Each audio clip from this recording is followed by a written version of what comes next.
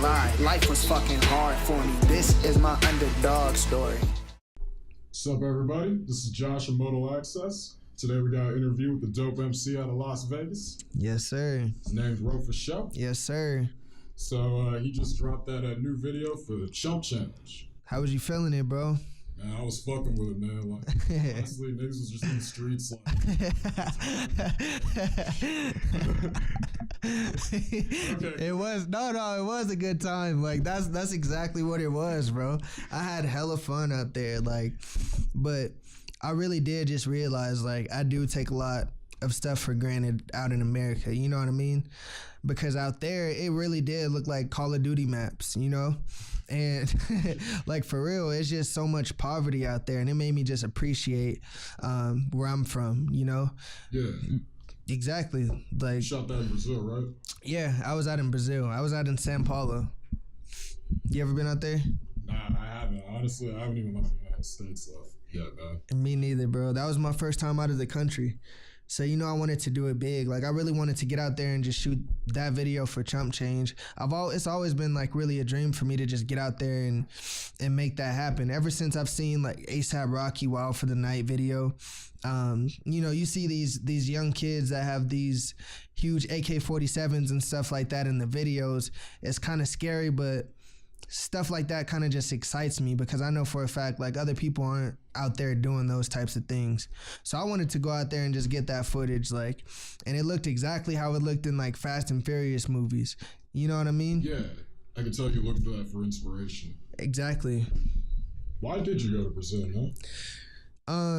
Well, basically, the dude that made the cover art for Gamble, he's from there. Oh, wow. So yeah, it was pretty genuine. You know, it wasn't really forced.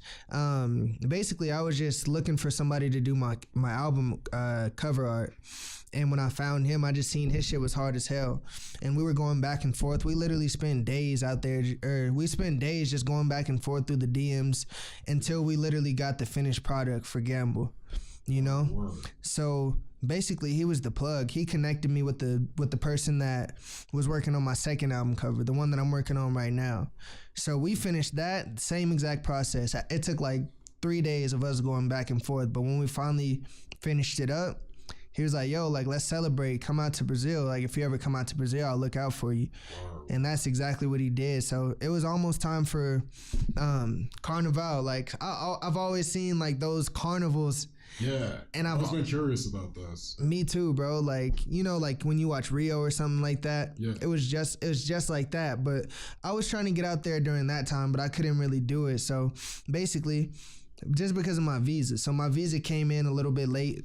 I went out there, but I still got the stuff done, you know? I didn't get the carnival footage, but I definitely did get the footage that I wanted to do. And that's how Chump Change came about. Yeah, I honestly just love, like, it's almost like a contradiction, because everybody's out in the streets having a good time and shit, but at the same time, it looked like Call of Duty maps. Exactly, bro. And it's like the people there are beautiful. Yeah. Like, they have beautiful souls. Like, they're very grateful. Like, when you go to Brazil, they're just grateful and thankful that you even took the time to go out there and really visit them, you know? Word. We're out here, we really could care less if you're a tourist. You know what I mean? Like, it's not just a money grab. Out there, they genuinely are grateful and thankful. So that was just, I would do it all over again.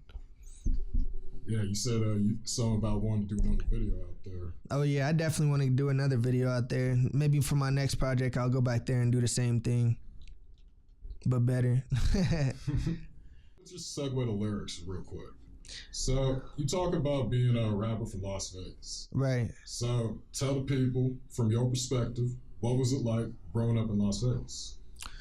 I mean, from my perspective, man, Las Vegas is just one of those cities where everything can come to you just as quickly, you know, as a microwave. Everyone has a microwave mentality, right?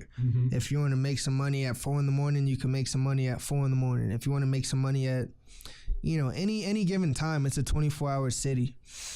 And really, you do have to have integrity out there in that city, because there is so many different things that can kind of throw you off track or throw you in the wrong direction. And I knew for a fact I never really wanted that for myself. I never really wanted that for the people that I love and the people that are close to me. You know what I mean? Yeah. But it's very just fast paced. There's so many different celebrities that come out all the time to perform in Las Vegas. So being an artist from Vegas, it is kind of difficult to go out there and build a fan base for yourself. Yeah, right? Because you're competing with like big dogs because they always want to play in Vegas, basically. Exactly, bro. You're competing with people that have residencies in that city. Yeah. So for me, like let's see if I want to get something going on, right? A show or something, and I invite you, and your favorite artist is Chris Brown. You gonna come see me, or you gonna go see Chris Brown, somebody that you've listened to forever? That's how women think, that's how girls think. So it's kind of hard to gain traction there. So what I've seen is just you really do have to go somewhere else and then bring it back to the city. I feel that. Does that make sense? Yeah. So that's been my experience, but other people's stories may have been, maybe a little bit different, but that's just what I've seen from artists that I've seen that have blown from the city. So how do artists how do artists work with each other? Because like I've heard that it's really cliquey out there. Yeah. People get stuck in their own like little groups, basically. Yeah, no, everybody really just wants to be the first. You know what I mean? Everybody wants to be the first, so it's not really as unified as it should be. Like, I definitely feel like if we created that culture like Atlanta had, we would have the same results that Atlanta has. Yeah. Because everybody just looks out for each other. Oh, you're in the studio session. Let me pop up and give you this verse. Let me pop up. Like, too many people that rap from Vegas, they don't really collab with each other, and I really don't know the reason. So there's just a bunch of people out there and just no one wants to work with each other, basically. Yeah, and what I've seen is just the artists out there, they're not really giving each other props either. You know what I mean? They'll peep something, they'll like it, and they'll be silent about it. Not that they owe you that opinion, but it's just, I'm the type of person that just, if I like something and I feel like it's hard, I'm going to share it just off of that, regardless if I know you or not, because I know it'll help the city. But a lot of people don't really think like that, and I think that's the reason why I kind of stand off from being that way, because I'm the only person that's doing it, is what I feel like. Word. So when people be talking about Vegas rap, they always talk about Dizzy Wright. Yeah. And I noticed that feature you had with him on your tape. How'd that come about, man? So basically, man, I really got introduced. I've known about Dizzy Wright for a long time. Just being in the city, that's the person that really he just had the most traction. You know what I mean? Yeah. He had the city on lock. I used to bump him a lot when I was a freshman in college. Yo, yeah. No, me too, definitely. And when I was a freshman in college, I really was listening to Hobson too. Yeah. So Hobson basically ends up signing Dizzy Wright. And I'm always just paying attention to music, you know what I'm saying? I'm always paying attention. Like, if I wasn't a rapper, I really do think I could be an A&R. So yeah, man, like I just heard Dizzy shit, and I was paying super attention to Hobson, and Hobson ended up signing him, and from there I knew that he was finna be a big deal. It was around the time that XXL, like the freshman covers and stuff like that, were about to come out. Yeah. So everybody was doing their pitches and stuff like that, and I ended up opening for Hobson. So I basically got connected, and back in the day, that Dizzy Wright feature wasn't as big of a deal as it would be now. But the thing is, I just saved it.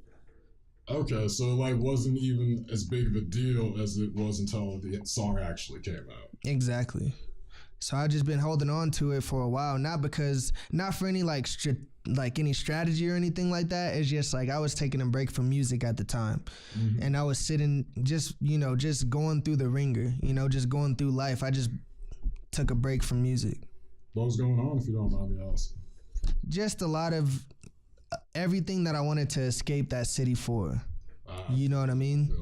Just people, a lot of people having their true colors showing, really just getting distracted from, the parties and stuff like that out, because I'm in college at the time. Yeah. Just getting too big-headed, getting too distracted, not really being as disciplined, letting girls get in the way of what I really want. I see. Does that make sense? Yeah. Yeah. So that's really what was going on. So what was going on when you were writing Wasteland? Bro, what wasn't going on when I was writing Wasteland? Okay. I remember I just found that beat. I was going through my emails and stuff like that, choosing beats that I wanted to get on. It was like 4 a.m, bro. Usually that's when I get the most inspiration. When it's just real late at night, I'm just thinking, I got a lot of shit on my mind. Then I ended up finding that beat. I literally got up out of the bed, went in my room, loaded up the beat, and that song literally wrote itself. I just had so much shit on my mind. It just became automatic to you, basically. It was automatic, bro. Like, and I've never really considered myself to be one of those just conscious, types of artists, but that's just something to where I literally just wanted to grab everything that was in my brain that was bothering me and just put it on wax. Yeah, you were just speaking from the heart rather than I'm trying to drop knowledge on these things. Exactly. Yeah. I was just speaking from the heart. That was just a lot of stuff to where I feel like it's right in front of us, but we still don't see it. Word. How did you feel when you heard Wasteland? I was like, for real? Honestly, that was my response, like, pretty much every fourth bar. I'm like, wait, bro, was he okay, man? Like, right. So what part do you feel like kind of opened your eyes? Or you're like, damn, that's true as hell? When you talked about quitting drinking. Oh, yeah? Yeah, that, honestly, that stuck with me. Because, like, because you said you had a heart condition, basically. Right. Yeah, like, how do you deal with that, dog? Like, how'd that happen? How'd you, Well, one time I just went to the doctor, right? And he said that I have arrhythmia. Yeah. So basically what that means is that you have irregular heartbeats and it runs in the family. So basically, too much energy, like just really doing too much, and you could just like collapse and have a heart attack like at any given moment, So basically, if I'm drinking and I'm literally just adding fuel to the fire. Especially if I'm drinking, I'm doing performances, I'm doing shows, I'm doing backflips and stuff like that. I'm getting hype. It's like it could be a wrap. So the thing is, I just really just had to regulate it as much as possible. I can't really just be out here turning up. That's when I stopped drinking. That's when I stopped partying. That's when I started turning up and all that. So once I literally stopped doing those things, that's when I got super serious about music, just because of the simple fact of boredom. And really, once you cut all that stuff away from your life, you'll see who's still your friend, and you'll see who really is there for you. Yeah, because like people who are your true friends are going to be there to support what you're really passionate about. Exactly. And they will, and they'll be on your team to push you, and that's exactly what happened. And I feel like if I didn't quit drinking, I would have still been in that little slump that I was telling you about. I probably wouldn't have even had the time to record Gamble when really I made that time. You know what I mean? So, I got a question, man. Yeah. About Gamble. So, what was the first song you did for it? Bro, the very first song that I did for Gamble was Wayne. Really? It's crazy, bro. Like that's the song that I recorded that really just excited me. Honestly, that was one of my favorite songs on the tape. Mine too, bro. Because I just love how you pretty much like, you were just admitted that you were a fan. And a lot of people just don't have respect for like the old heads of rap. Right. And you were just pretty much saying, yeah, I'm a fan. I like this guy. So what? You ain't hating on nobody. You're pretty much just admitting, like, I was influenced by this guy. Yeah. No, that's exactly how it was, bro. And even how that song even came about to where I felt like I wanted to do a tribute to that song is just, one day I was at the airport, right, in Las Vegas, the McCarran airport. I'm on the phone. I'm sitting here waiting for my flight. So I'm literally just on the phone with somebody, right? And like I said, I pay attention to everything on the internet. Like, Wayne is my favorite artist, bro. That's the reason that I feel like that's the reason I wanted to rap, because he literally basically, he thinks of some shit to where it's like, damn, how did you even come up with that? So I literally strive to do that every single song, whether it's a concept, whether it's a bar, you know what I mean? Everything down to the ad lib. So what's your favorite Wayne project then? My favorite Wayne project, I'd probably have to say The Drought 3, because it was just 2 CDs, you know what I mean? It was just two different, it was just a bunch of material to really just break down, you know what I mean? But when I'm in the airport, bro, I know exactly who Wayne's manager is because I've seen every single Lil Wayne documentary there is, you know? Every Young Money, I was there to watch that rise. So Cortez Bryant, he comes out of his airplane and he's going to get his bags. I literally hang up on the phone with the person that I'm talking to, and the first thing I'm like, yo, Tez, I literally just shouted out. I didn't even know what I was going to do after that. And since I was in that big-ass slump as far as not putting music out, I wasn't prepared, you know. I didn't have a flash drive to be able to hand the man and or anything like that. So that's why that was the first song I recorded, because I basically froze up when I met him because I didn't have any material. I didn't, like, it was low-key like embarrassing that I would just got like starstruck like that.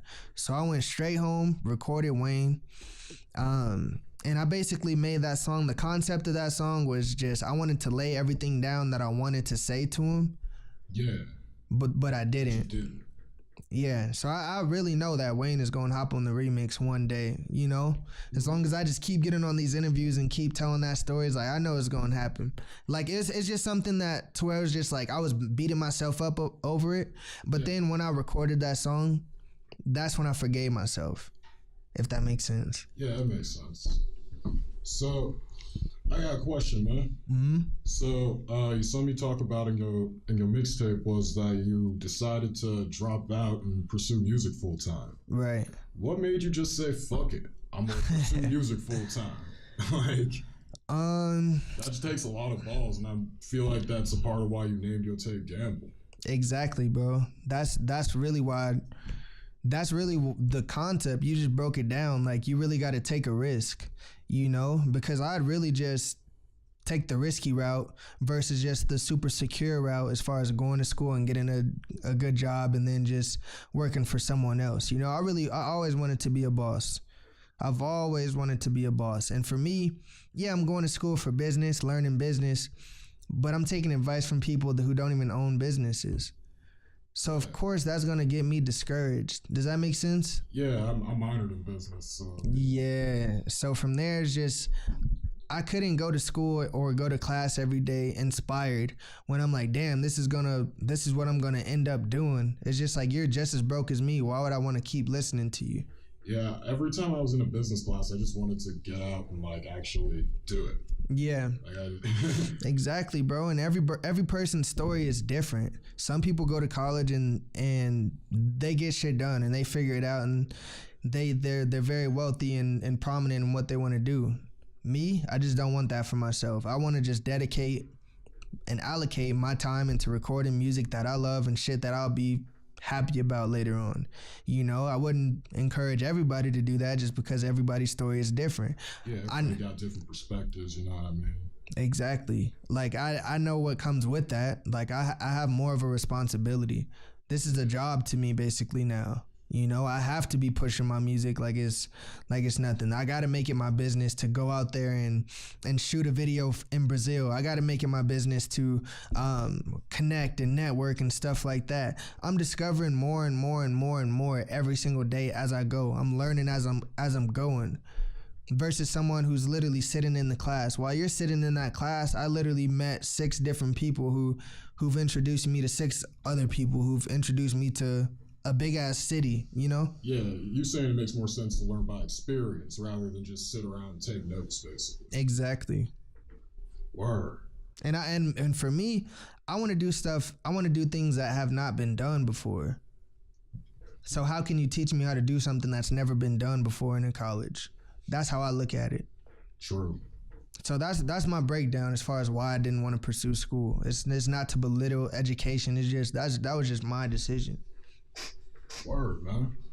So, one of my favorite joints on your tape was Fingers Crossed. There's something you said about that. And I'm a producer. Yeah. You know what I'm saying? But I remember you saying, so, grab beat on YouTube, I have to pay for that. Yeah. I wasn't mad though, man. I actually really respected that because you honestly just said when you just need something that works for you the best. So right. Yeah. So do you like talking to these producers or anything like that?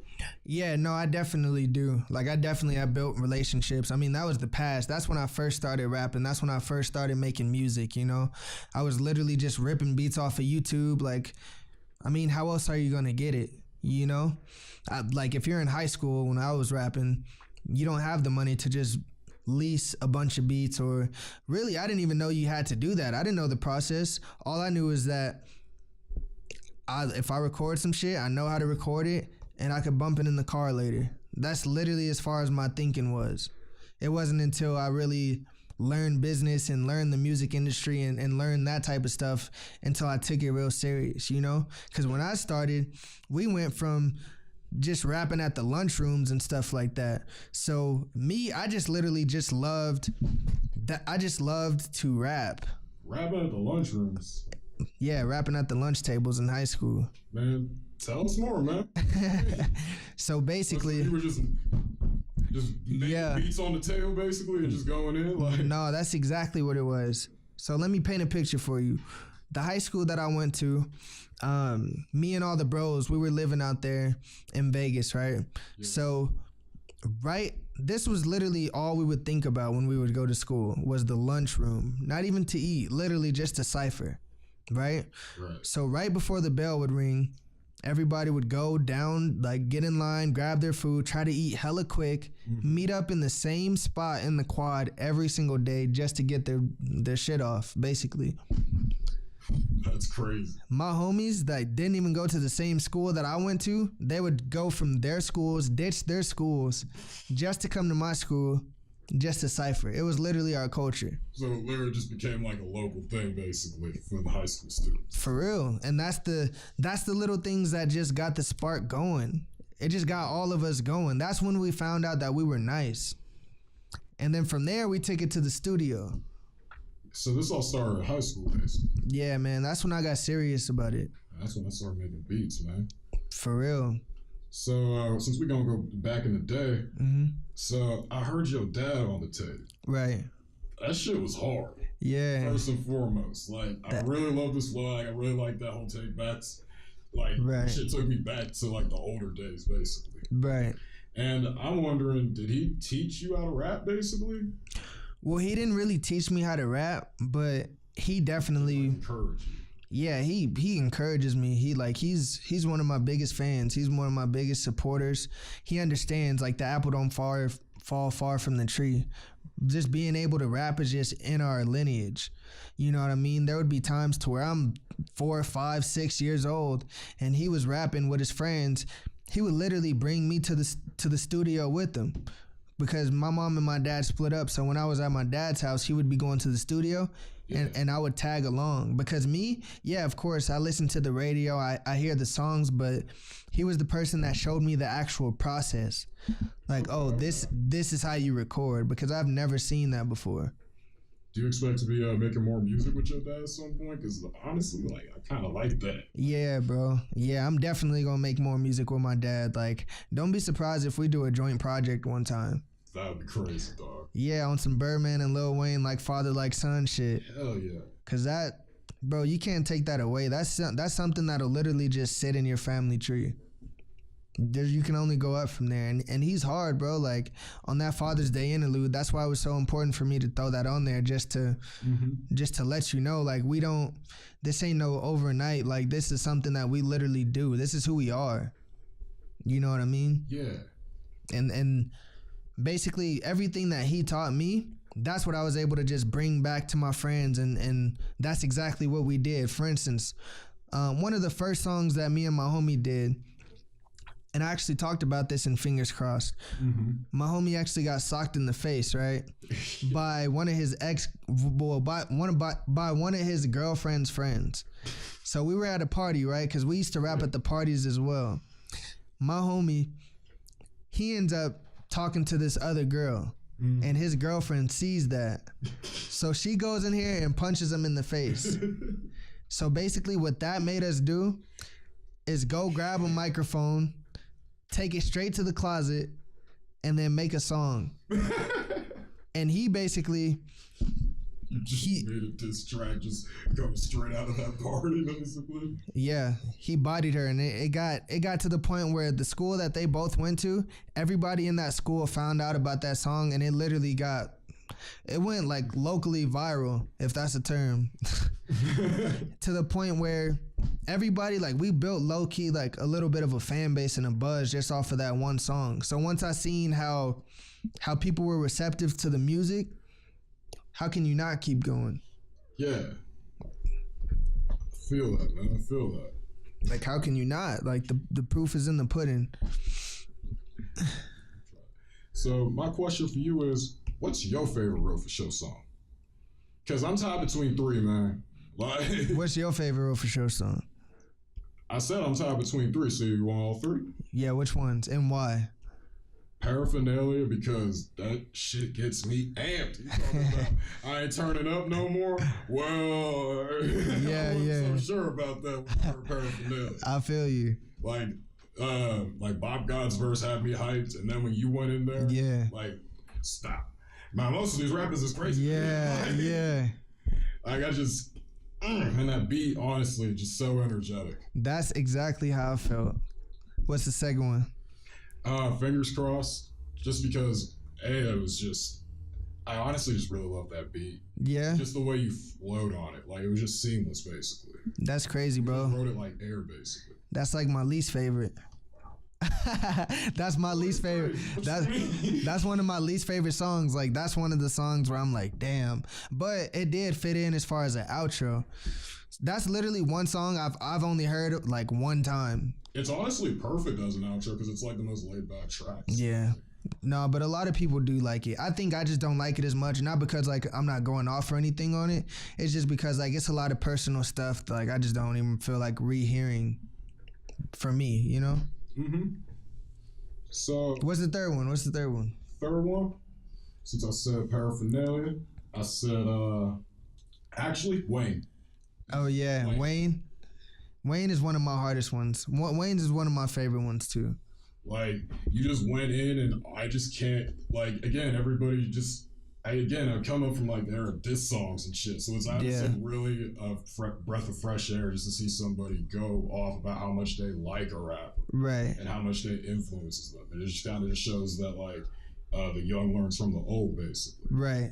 So do you feel the lyrics in that song as far as Wayne? Like, do you feel the same as about Wayne that I feel the same about Wayne? Well, he's not my favorite rapper personally, but Right. I do really love and respect his work. Right. Like, honestly, I just take that like same message and apply it to like other rappers that I really like. Right. Producers I really look up to. I just feel like I back. wish I could make an instrumental version of like Madlib. Yeah, yeah. Cause for me, bro, like back in the day when Wayne was doing his thing like crazy consistently, I just thought it was genius that he would literally body all the songs that we already knew. So it's kind of like rapport from the instrumentals and rapport from the artist because he kills it every single time. And he did it so much to where it was effortless, to where that's when I felt like he was the GOAT. Now it's like, damn, he's been around for so many different generations. I was gonna ask you, like, do you still think Wayne is the GOAT? Yes. Yes. Still in 2018, Wayne's still the GOAT. Yes. Dedication 6 and Dedication 6 Reloaded is next level. Like, nobody is rapping like that still to this day. They try, but nobody really is. So I do feel like he's the GOAT. But I mean, I postponed this question enough. But I feel like, bro, my favorite Rofashow song, it probably would have to be Wasteland, bro. Just because that was out of my comfort zone. Yeah. No one, like, I don't even take myself that serious to even make that type of record, you know? Like, I'm always that jokety type person, but it's like, and I'm real introverted, so I never really, like, even talk about that type of stuff.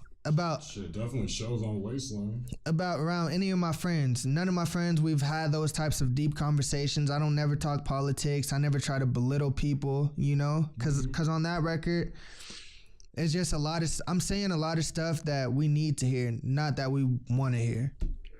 You know? Yeah. No one really wants to hear that. The truth is a hard pill to swallow.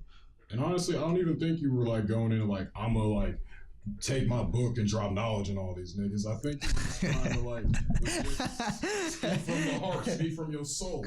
For real, bro. I was telling people stuff that I wish somebody would tell me, right? Because we have to challenge our thinking. Our status quo, in my eyes, is just like, I feel like it's not good enough. or at least just throw it out there to challenge people, to kind of disrupt the norm. And I feel like that's what Wasteland did, because I didn't even know I had those opinions. That song basically wrote itself. That's why I feel like that's one of my favorites, because, bro, like, I had no idea I was on that type of shit. As crazy as that sounds, I had no idea that I was even capable. You basically were just like, did I just say all of that? But damn near, like, when you listen to that song. Yeah, because when I record a song, I don't really listen to it right away. Mm-hmm. Like, I listen to it right away, but I don't like play it. I don't play it out. I literally go back to it after like 3 days and hear it to see if it's still hard. Okay. That's kind of how I see, like, is it timeless? Like, or was I just excited because it was my first time doing it? Like, because it takes me a while to record it, but then it also takes me a while to reflect. That's why it took me a while to put out the project, you know? Okay. Like, it took me 6 months out of my calendar year just to record that project, because I really wanted to make sure that you guys received it the same way that I did. Yeah, like, I mean, everyone's can be a bit of a perfectionist in their work, because you just want to make sure that you hear like the purest expression of yourself that you can, basically. Yeah, what do you think about Gamble as a whole? Gamble was great, because I can't even name my favorite song. For real? And the production was awesome, and you literally got all those beats off of YouTube, so like that impresses me, like, as a producer. Yeah. Like, and it wasn't like a turn up like record. I like that it really wasn't a turn up record. Right. Legit, just going from the heart, speaking about what was really going on in your life. You weren't really flexing. You weren't talking about like fast cars, money. Yeah. What do you feel like you want to hear from me on my second project? Because I am gearing down right now, and I'm finna get in the same exact mode and really just buckle down and work. What I want to hear from you on your next project, or from the game, you know, like, what do you feel like you want to hear from people that's just not there? Because that's what I want to do with my records. I want to create something that's not there. Just like how you said, we're so used to just all these diss tracks. We're not used to people just bigging up their favorite artists. Yeah. Imagine if everybody did that. They just bigged up their favorite artist. Boom. Something I like about you, though, and I want you to like go harder on your next record, is that a lot of conscious rappers, basically, they almost get labeled as like snobby or like uppity, basically. Yeah. Like they above like the culture and shit. Right. Right.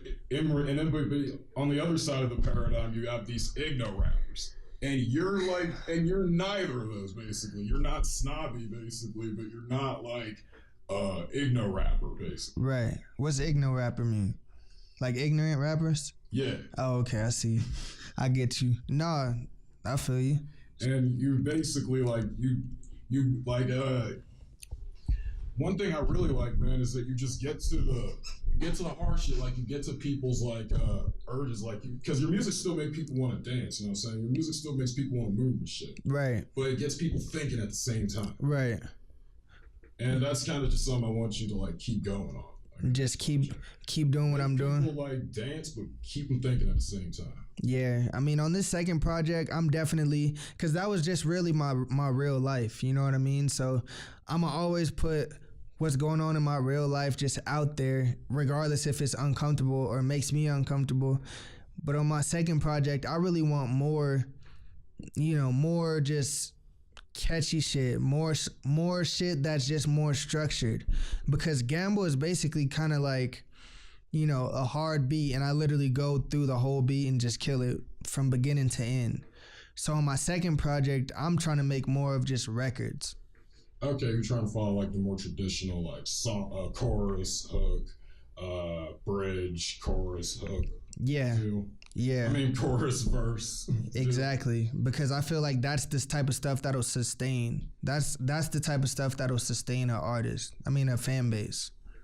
Word. Yeah. Yeah, man. Thanks for tuning in to Modal Access. Yes, sir. Crow for Loca.